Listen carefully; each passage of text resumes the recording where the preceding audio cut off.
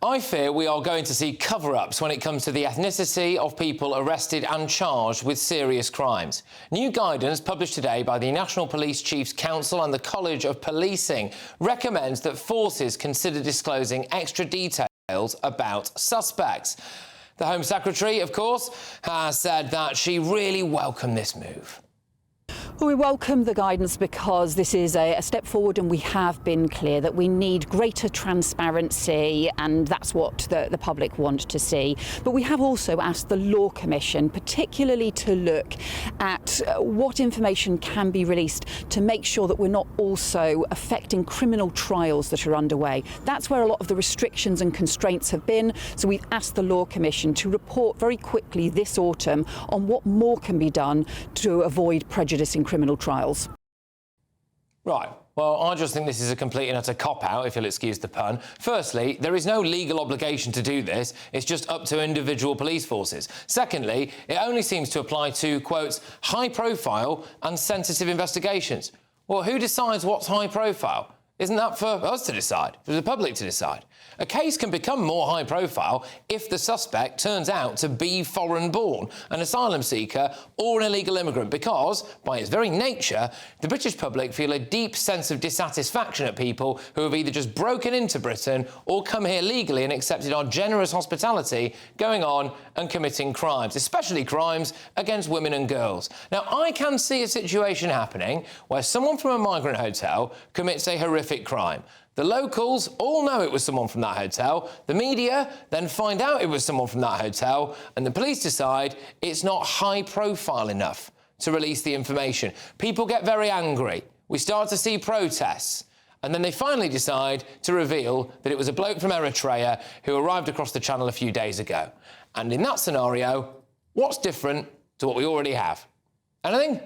Nothing will have changed. They'll still be accused of a cover-up. The public will still feel like they've been lied to. Warwickshire Police are still refusing to reveal the nationalities of two men charged in connection with the alleged rape of a 12-year-old girl. Now, obviously, both of those men are, of course, innocent until proven guilty. But so is the man charged in connection with the alleged Liverpool Victory Parade car incident. And Merseyside Police published the ethnicity of that suspect within a couple of hours. He happens to be white, by the way. In fact, just to show the absurdity of this, 5 days after the alleged events in Liverpool, there was a serious collision in Leicester that left 5 pedestrians injured. Now, Leicestershire Police took the opposite stance to the Merseyside force and declined to reveal the ethnic or nationality background details of those detained. Look, we're not stupid. We all know the police seem happy to release ethnicity and nationality data when the suspect is white, and they seem reluctant to do so when they're not white. This guidance doesn't change that. And you've got the usual suspects on the left of British media just calling the whole thing disgusting. The discourse is completely distorted. It's corrupt. It's disgusting. And it is, I'm afraid, I fully acknowledge the existence of people who think that they have legitimate concerns, but if you're not in possession of some of the facts that I've just shared with you, or, of course, of the fact that the Southport killer was fascinated by Hitler, he was fascinated by ethnic violence in Somalia and Rwanda, he was fascinated by slavery, he was fascinated by the IRA, by Sudan, Ukraine, Korea, and by Al-Qaeda. If you're going to take that information as proof that he was an Islamist terrorist, then you're dangerously deluded. You're dangerously deluded. And it is the dangerously deluded to whom the government are possibly pandering with this new policy. And I don't know that we've heard any meaningful challenge to that fear. It wasn't just the Islamist stuff, though, was it, James? Why did his parents come to Britain? Anyway, it's not just the far right who want it, is it? It's just ordinary, normal members of the public. How difficult is it for politicians and police chiefs to understand, if you've got nothing to hide about the true scale of crime committed by foreign nationals in Britain, then just release the ethnicity and nationality of the suspect every single time? Have you had a random call lately from a strange number, maybe trying to sell you something or even scam you? If so, your info could be out there. That's because of data brokers, shady companies that scrape the internet for your personal details and sell them to marketers or even scammers. These days, scammers can even use AI to mimic your friends' voices and trick you into sending money. It's not just annoying. Data brokers often target vulnerable people with high-interest loans or sketchy offers. But there is a solution. Incogni, the sponsor of this video. Incogni contacts data brokers on your behalf and requests your info be deleted from their databases. And because your data can keep popping up, Incogni keeps sending removal requests to make sure it stays gone. They've just launched a new unlimited plan with custom removals. If you find your info on a weird website, just send them the link and their privacy team will work to get it taken down. Getting started is easy. Hit the link in the description, create your account and let Incogni handle the rest. It's risk-free for 30 days and you'll get 60% off an annual plan with the code GBNews. Take back control of your data with Incogni. Let's get the thoughts of my panel. We have got the Director of Public Services, Mark Littlewood, Senior Political Correspondent at the Daily Express, Christys Cowgie, and broadcaster and journalist, Nina Mishkov. Mark, this big announcement, this fanfare that we've had today from the Home Secretary and the police, I think amounts to the square root of naff all. Yeah, you're right. It's, I think, pointless if it's discretionary. I think there's an interesting argument to be had about what information should be released when someone's arrested, what should be released when someone is helping the police with their inquiries, and what's released when they're charged, right? And generally when they're charged, everything goes into the public domain because we have an open justice system. But we do have a rule and principle at the moment that if you're arrested and not charged, that's not put in the public domain.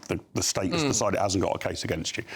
And I find it a bit odd at the moment that we typically report gender and even more weirdly age and don't report, well, is it ethnicity and nationality we want? Or is it citizenship status? You might be more interested in whether the person was an asylum seeker or a British citizen or a tourist or has permanent leave to remain or has a work visa for a year than you are whether they're, you know, American, Canadian, Eritrean, Somalian or Afghani. But where I'm completely with you, Patrick, is I don't believe there should be discretionary matter for the police.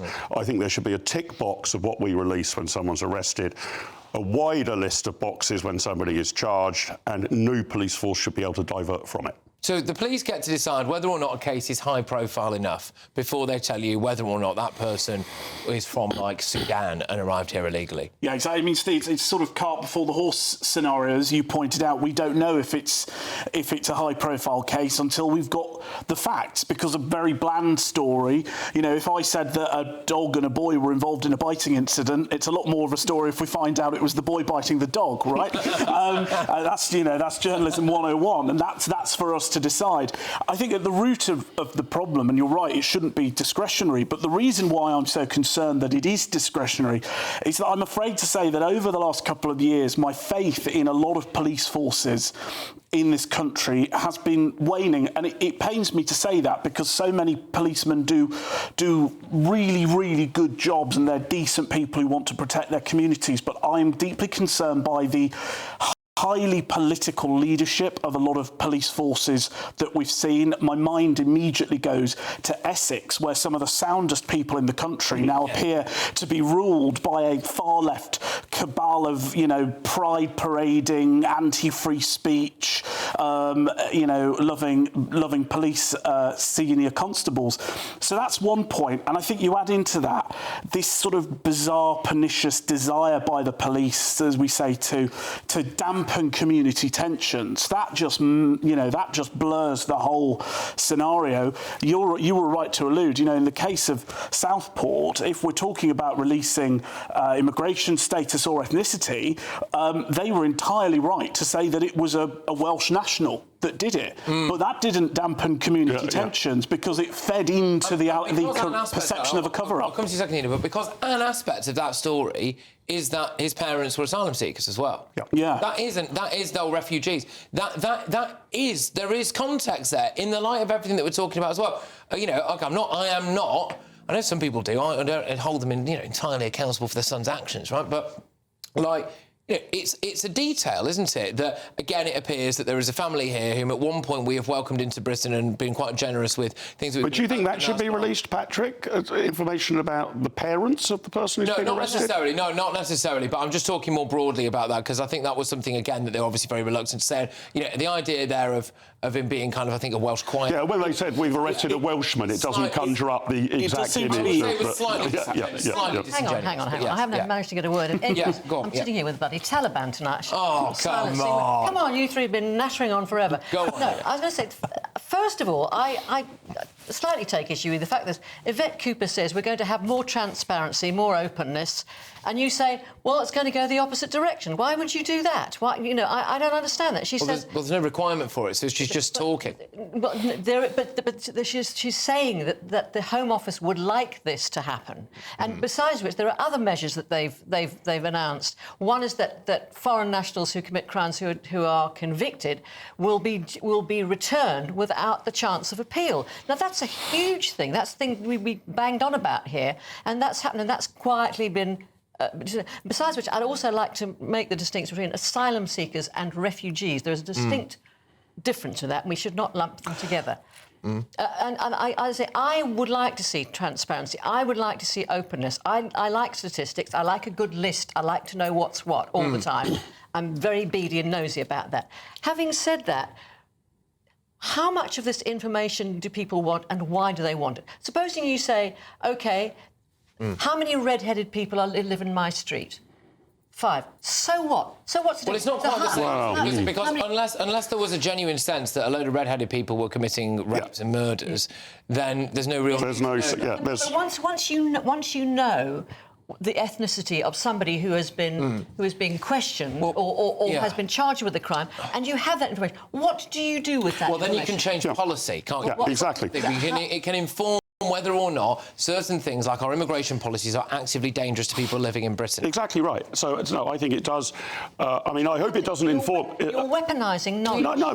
Well, knowledge should be weaponized. I want knowledge to be weaponised. That's the purpose of knowledge. Or it's the opposite point. I mean, we splashed the Express last week about how we discovered that neither the CPS nor the Home Office hold any data on the ethnicity of all the rapes in each police area, And so actually, you should welcome. We all welcome transparency, and if it turns out, if it were to turn out that once we had all the information that you could clearly debunk allegations that, for example, Afghans are 22 times more likely to commit a rape. Well, the other thing... And we should all welcome that. The other thing that might be exposed from a woke liberal perspective is, let's imagine vast... Well, I didn't say you were, but from a woke liberal perspective, what might be useful about this data is, supposing we find out we were arresting vast numbers of Afghanistanis, but none of them were charged or convicted.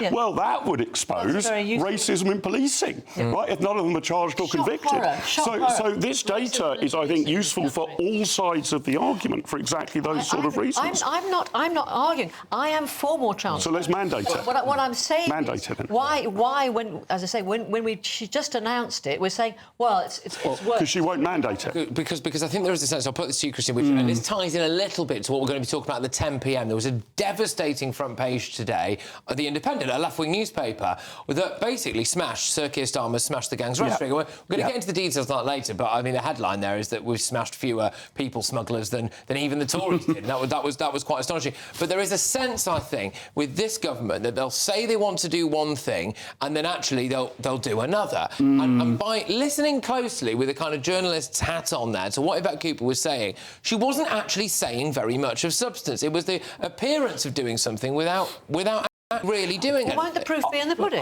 Well, it will be, but my concern, and I think you alluded to this in your monologue, actually, I think this change will more often than not be used by police forces when there is concern about a crime that has happened.